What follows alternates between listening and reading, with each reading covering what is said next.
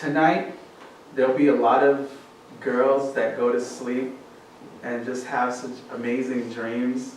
And there will be a lot of men that go to sleep and have nightmares because tomorrow's Valentine's Day.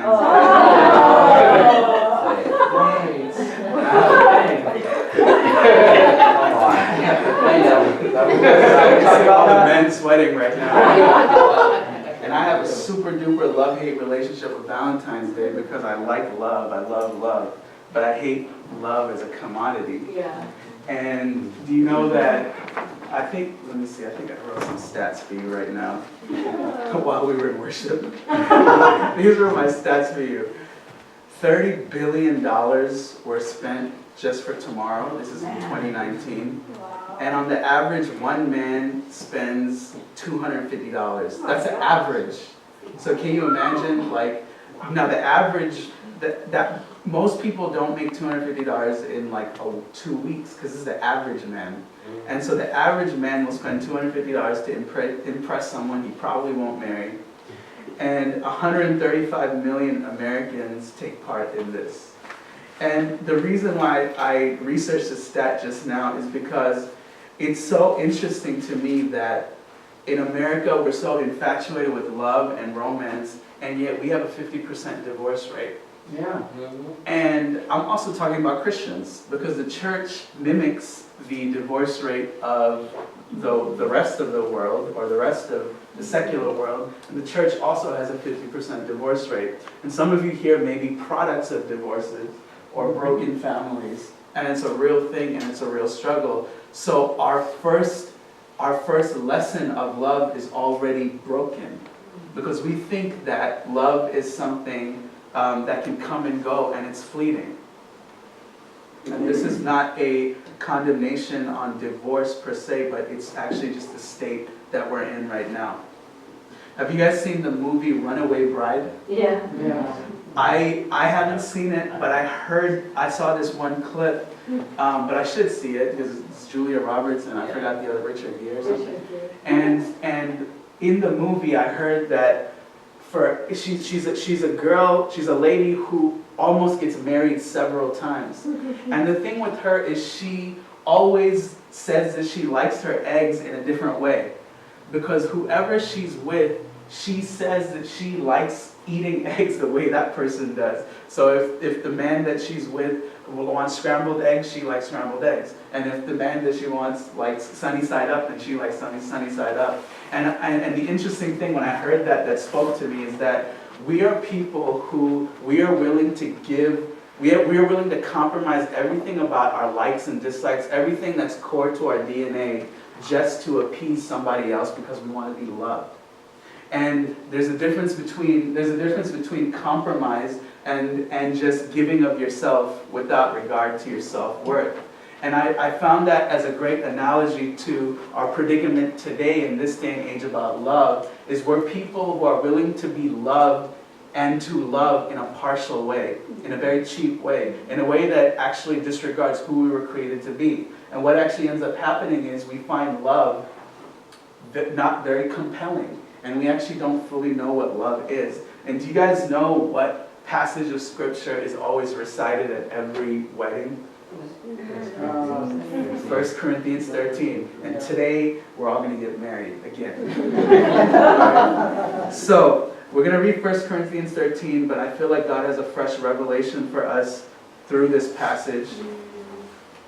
I want you to listen to this passage like you've never heard it before, okay? Pretend like you've never heard this at a wedding, or if you've never been to a wedding that says it, then this will really be your first time. 1 Corinthians 13. In fact, I come from a non-Christian household, so like 60% of the weddings I go to are not Christian weddings. They're atheist weddings, Hindu weddings, Buddhist weddings. And yet this passage always seems to slither its way to a non-Christian wedding, and I'm always shocked. I'm like, do y'all know where that comes from? It comes from the Bible. The gift of love. If I speak in the tongues of mortals and of angels, but do not have love, I am a noisy gong or a clanging cymbal.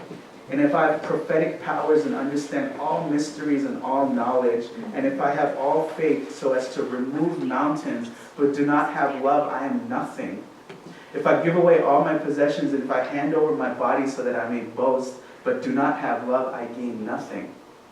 Love is patient, love is kind, love is not envious or boastful or arrogant or rude. It does not insist on its own way. It's good for drivers in Los Angeles. It is not irritable or resentful. It does not rejoice in wrongdoing, but rejoices in the truth. It bears all things, believes all things, hopes all things, endures all things. Love never ends. But as for prophecies, they will come to an end.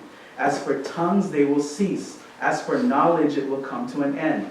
For we know only in part, and we prophesy only in part, but when the complete comes, the partial will come to an end. When I was a child, I spoke like a child, I thought like a child, I reasoned like a child. Okay, check this out.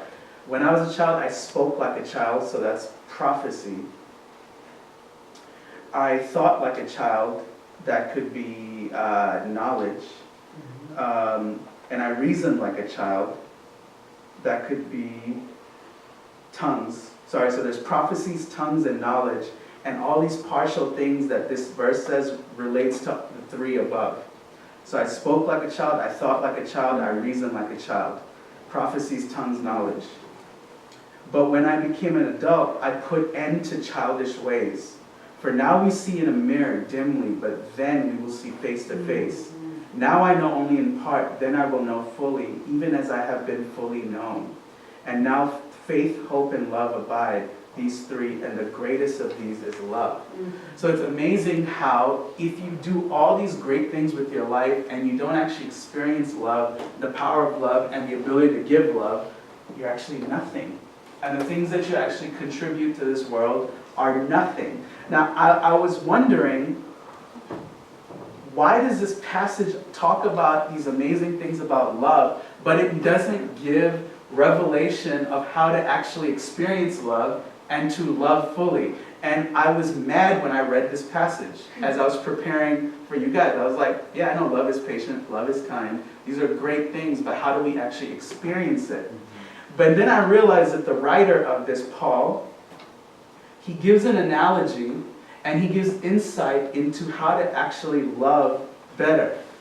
And it's this. He says that when I was a child, I spoke like a child, I thought like a child, I reasoned like a child. Which means earlier he's talking about things that are partial. So he uses the analogy of a child as things that are partial, not complete. And what is the thing that he says is complete? What is his analogy? You guys tell me. He says, after he was a child, he reasoned like a child, he thought like one, but then what did he do? He became a what? An adult. He became grown. So that a metaphor of an adult is actually the thing that's complete, and it's actually love. Love is complete. Love never ends. But see, all these other things like faith, knowledge, wisdom, prophecy, tongues, those things are just for now. Those things are partial. See, all your abilities, all your gifts, and all your talents, I don't really think they matter once you die. They're good for right now, but they don't actually matter once you die. But the thing that's eternal and forever is love, and love is an analogy for an adult, to be fully grown. And here's the thing. In order to be an adult, you have to put off childish ways. In order to love, and in order to be loved, you have to actually put off childish ways. See, there's a lot of us that are grown, but we behave like children. And we receive love like children, which is not always bad. But we give love like children, which is not always good. And if you want to be someone who is full of love, you have to learn to put off childish things. Things that are young, things that are partial. But the problem is, we have been people who are products of partial parents, partial affection, partial attention. We have partial relationships, and these are childish relationships. It's interesting, when my daughter, she's 2, when she does something that she knows is irritating her mom and I, and when she knows she's doing something wrong, what she'll do is she won't, we'll say, Simone, you know that's wrong, stop it, that's a bad choice. And what she'll do is she'll just come and give us a hug. And it's cute, but it's not effective. See, the thing is, she thinks that by taking everything and putting it under a rug and just giving us a hug, that everything is going to be made right. And she's right. It does do that right now. But you know what? When you get to be 16, 17, 18, 20, 22, you go to college, PCC, you become an adult. If I do something wrong, a hug doesn't make it all better. And so what you have to understand is love cannot be approached like a child always. You have to put off childish ways in order to experience the fullness of love and be someone who gives love effectively. And this is huge because anything that's not of love is temporary, and it's amazing how much stock and weight we put into temporary things. Look at what the very next verse says. I'm just going to read it in 1 Corinthians 14. So Paul says, and now faith, hope, and love abide, these three, and the greatest of these is love. The first two words that he says in chapter 14 is pursue love. The other translations of this say, make love your highest calling, pursue love as your highest aim. Now I wonder what it would look like if all of us in this room, actually pursue love like it's our highest calling. Or forget your highest calling, at least an important calling in your life. And when I mean love, I'm not talking about romantic relationships. I'm talking about agape, full love. Love that's deeper than just romantic relationships. Imagine if we pursue love as our highest calling. Imagine if love was your ambition. A lot of you guys here are ambitious. You're artists, you're creatives, you want to be engineers, doctors, lawyers. And I know you put a lot of time into that. But those things, as worthy as they are of your pursuit, those things will end. Now I want to tell you this, the people that experience love and the people that give love, the difference between people who understand love at a high level and those that understand love at a low level are people who pursue it differently. If you are someone who pursues love as just one thing that you do in your daily life, you will realize that you feel a desolation in your spirit and in your soul on a consistent basis. If you just right now, in the most realist moment possible, if you think about it, if you cannot experience the pure love of God, the pure love of people around you, if you're always somebody who questions the love of everybody around you, I want to ask you a question. Is it that those people are not loving you right, or is it that you deemed yourself unlovable because you never made love your highest pursuit? You've made everything else around it your highest pursuit, and you think that those things will make you feel loved, and those things are bankrupt in of themselves. Mm-hmm.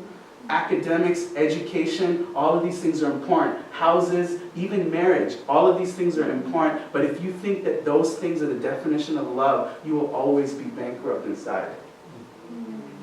Because of the fact that those things are partial, and partial things are childish. And we are taught to put childish things away so that we can be adults. And the adult in this metaphor is love because it never ends. What does it look like for you in your life to pursue love like it's your highest calling? Like it's the thing that, like it's the goal, it's the prize, it's the thing that you want to be known for above anything else in the world. You want to be known as a person who loved and was loved well. I want you guys to turn really quick, and here's where we're going to end, in Mark chapter 12. And this is where Jesus was asked one of the best questions. Mark chapter 12, verses 28 to 34.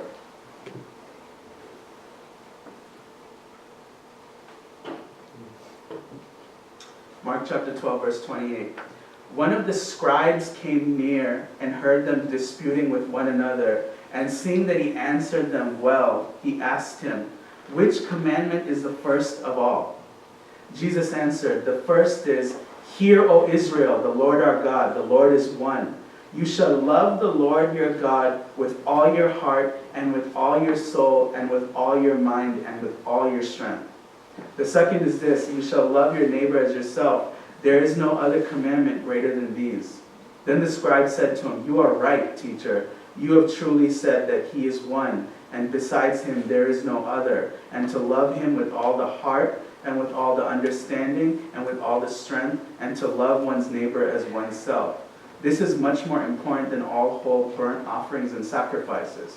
When Jesus saw that he answered wisely, he said to him, you are not far from the kingdom of God. After that, no one dared to ask him any question.